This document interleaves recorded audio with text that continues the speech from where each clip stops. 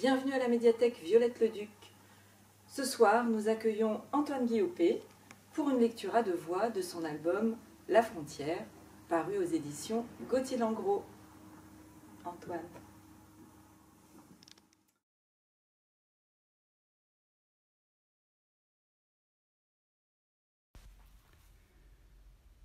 Si tu veux le rencontrer, il te faudra passer par le col du Loup, traverser la plaine du Renard, t'arrêter pour dormir au dernier village avant la mer, prendre des forces avec un bon repas chaud, et au petit matin, repartir.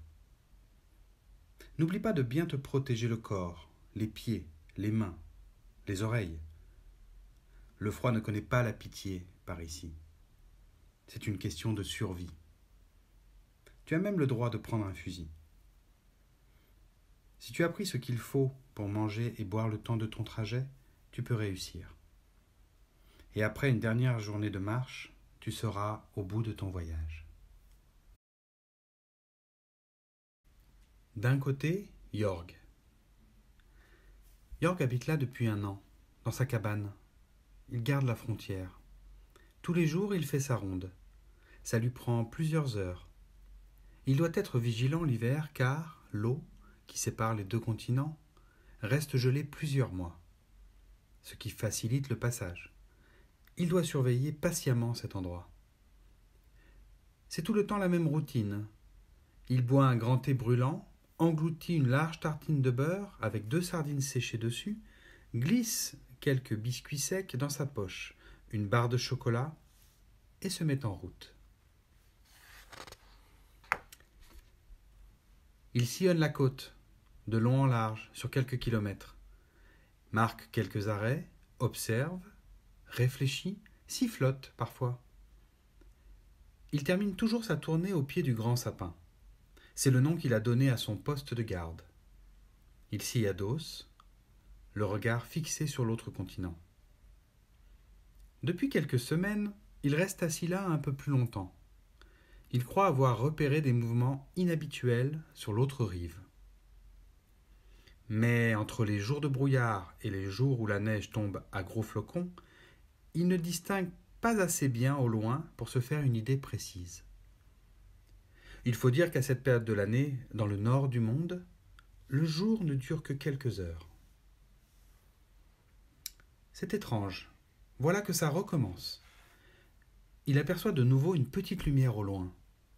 Pas de doute, il y a bien quelqu'un. La lueur fait des mouvements de gauche à droite et de droite à gauche, comme des signaux. Jorg allume sa lampe à pétrole et soulève le bras pour répondre. Mais la lumière disparaît. Il reste immobile, surpris. La nuit tombe. Le blizzard se lève, il faut vite rentrer. Personne ne passera par là cette nuit.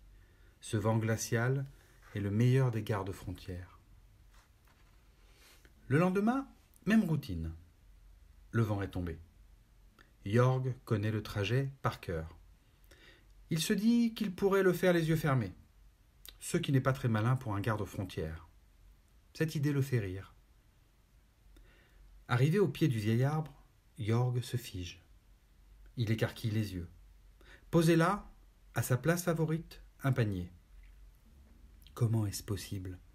Il n'y a personne à des kilomètres à la ronde, à moins que ce panier ne vienne de là-bas, d'en face. Qui a osé traverser la mer gelée ? Une nuit de blizzard en plus. Jorg explore le panier avec délicatesse. À l'intérieur, 3 saumons. Il en a l'eau à la bouche. Quelle délicieuse attention. Son regard se tourne vers l'autre continent. La lumière est là. On dirait qu'elle dessine un cœur à présent. Maladroitement, il attrape sa lampe pour répondre à ses signes. Puis la lumière s'éteint. En rentrant, Jorg se dit que c'est vraiment gentil ce cadeau. Il serait poli de rendre l'appareil. Mais cela voudrait dire aller de l'autre côté. Et si personne n'a le droit de passer dans un sens, c'est aussi vrai dans l'autre. Mais après tout, ça commence à bien faire ce jeu de cache-cache avec les lampes. C'est décidé. Cette nuit, il tente une traversée. Jorg est curieux. Il veut savoir qui lui a offert ces poissons. Poissons qu'il a engloutis pour son dîner d'ailleurs. Un régal. C'est donc le ventre lourd que Jorg commence la traversée. Il est chanceux.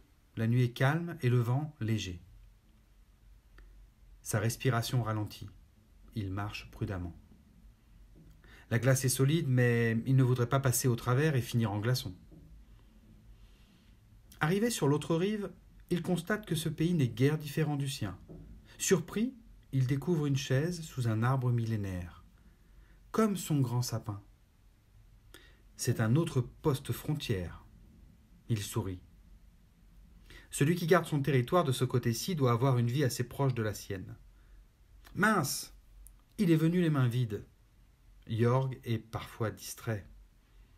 Il fouille dans ses poches, trouve un dernier biscuit et 2 carreaux de chocolat. Il les dépose délicatement sur la chaise et rentre chez lui. Au petit matin, Jorg n'a pas très bien dormi. Est-ce que son cadeau était aussi beau que celui qu'il a reçu? A-t-il bien fait d'aller en face? C'est interdit après tout. Sa routine est perturbée. Dès les premières lueurs du jour, il avale quelques biscuits secs, glisse dans sa veste une large tartine de beurre avec des sardines qu'il recouvre de chocolat et verse le thé froid de la veille directement dans sa poche. Il ne fait pas sa tournée dans l'ordre habituel et file directement à son poste de garde. Il allume sa lampe et commence à faire de grands gestes pour donner signe de vie à son mystérieux voisin. Entre les quelques flocons cotonneux, il aperçoit la lueur. Il sourit. Il aime les plaisirs simples, Jorg. Un rien illumine sa journée. Un rien en forme de cœur. Il n'a vu presque personne depuis 1 an. Avoir un ami, ça lui dirait bien. La curiosité de Jorg est mise à rude épreuve. Et si c'était un ennemi? Et si c'était un piège? Si c'était le cas, les poissons auraient été empoisonnés et il serait tombé malade. Ou pire. Or, il s'est régalé, Jorg. Ce soir, il griffonne un mot sur un petit papier. Il prend son manteau et décide de traverser une seconde fois. Jorg respecte les règles habituellement, mais là, c'est impossible de rester sans rien faire. Dans la nuit glaciale et silencieuse, il arrive de l'autre côté du rivage et s'approche de la chaise. À son grand étonnement, il découvre un mot écrit sur une petite feuille. Il peine à le déchiffrer à la lueur de ce soleil de minuit. Bonsoir, je t'observe depuis 1 an. J'ai quelque chose à te dire. Jorg sent une chaleur lui monter aux joues. Son cœur bat un peu plus vite. Il scrute rapidement autour de lui mais ne voit personne. Il rentre en courant, prenant garde de ne pas tomber. Ses pas se font légers. Arrivé chez lui, tout essoufflé, il s'effondre dans son fauteuil. Qui l'observe depuis 1 année sans se montrer? Alors qu'il fixe le plafond, il entend à sa porte. Le rythme de son cœur s'accélère. Il se lève, attrape une bûche, au passage par prudence. S'approche de la porte, l'ouvre d'un coup sec en levant le bras pour frapper. Mais son geste est arrêté par un regard d'une douceur qu'il n'avait jamais croisée. Devant lui, voici Selma. De l'autre côté, Selma. Selma est aussi garde-frontière. Si tu veux la rencontrer, il te faudra enjamber les ruisseaux gelés de la toundra, escalader les monts du Glouton, dormir dans le refuge du Caribou et prendre des forces avec un bon repas chaud. Puis, au petit matin, repartir. N'oublie pas de bien te protéger le corps, les pieds, les mains, les oreilles. Le froid ne connaît pas la pitié par ici. C'est une question de survie. Si tu as pris ce qu'il faut pour manger et boire le temps de ton trajet, tu peux réussir. Après une dernière journée de marche, tu seras au bout de ton voyage. Selma est née ici. Elle a été élevée par des parents aimants. Son père lui a appris à faire à manger, à se repérer avec les étoiles. Sa mère lui a appris à chasser et à faire un feu. Quand ils sont morts, elle est restée ici, seule. Son gouvernement la laisse tranquille. Il lui a demandé de continuer à garder la frontière comme le faisaient ses parents. Cela n'est pas très compliqué, elle était d'accord. C'est chez elle ici, elle n'a aucune envie de partir. Elle connaît si bien l'endroit que tous les sons lui sont familiers. Parfois, elle n'a même pas à bouger pour sa ronde. Elle entend tout. Il peut même lui arriver de s'endormir pendant sa garde. C'est pas bien grave, il n'y a personne dans ce désert glacé. Mais depuis un an, elle a repéré du mouvement sur l'autre rive. Ce n'est pas pour lui déplaire, cela fait un peu d'action. Grâce aux vieilles jumelles héritées de sa mère, elle parvient à observer parfaitement ce qui se passe en face. Elle suit de très près, en secret, les aventures d'un grand gaillard qui sillonne la côte de long en large. Ça l'amuse beaucoup. Elle le voit parfois gober les flocons en souriant, lancer quelques boules de neige contre des cibles imaginaires. Elle aime bien le regarder. Il la fait sourire. Elle remarque aussi qu'il mange toujours la même chose, des biscuits et du chocolat. Ça lui fait envie. Elle n'a pas mangé de chocolat depuis des années. Ses parents en rapportaient parfois quand ils allaient au village, mais cela restait exceptionnel. Elle se dit que ce n'est pas un repas sérieux pour un garde-frontière de cette taille. Elle a appris à tuer des animaux pour se nourrir, mais c'est une vraie gentille dans le fond. Elle est comme ça, Selma. Elle soigne volontiers les oiseaux fatigués ou les lièvres blessés qu'elle recueille lors de ses promenades. Après des mois d'observation, elle décide, par une nuit de blizzard, de lui faire un petit cadeau. Elle a pêché quelques saumons bien gras cet après-midi. Elle en glisse 3 dans un joli panier tressé par son père, se faufile dans le froid, jusqu'à l'autre rive et dépose son offrande au pied du grand sapin. Le lendemain, elle est de bonne heure à son poste, armée de ses jumelles. Elle voit Jorg découvrir le panier et arrive même à le voir se lécher les babines. Ce sont de vieilles jumelles, mais elles sont puissantes. Elle sourit, commence à lui faire signe avec sa lampe et s'applique à dessiner une forme bien particulière. Une forme de cœur. Chaque fois qu'il allume sa lampe à pétrole pour lui répondre, elle rougit et éteint la sienne immédiatement. Elle est timide. Mais cette nuit, elle a une intuition. Selma ressort et s'approche doucement de son poste frontière. Son intuition est bonne. Jorg est sur sa rive, à quelques mètres. Quelle audace! Elle l'observe fouiner un peu, retient un petit rire. Elle le voit prendre quelque chose dans sa poche et le déposer avec délicatesse sur sa chaise, puis s'en aller. À peine Jorg parti, elle se précipite. Du chocolat! Sans même hésiter, elle pose délicatement les carreaux froids sur sa langue et les sent fondre doucement. Un bonheur.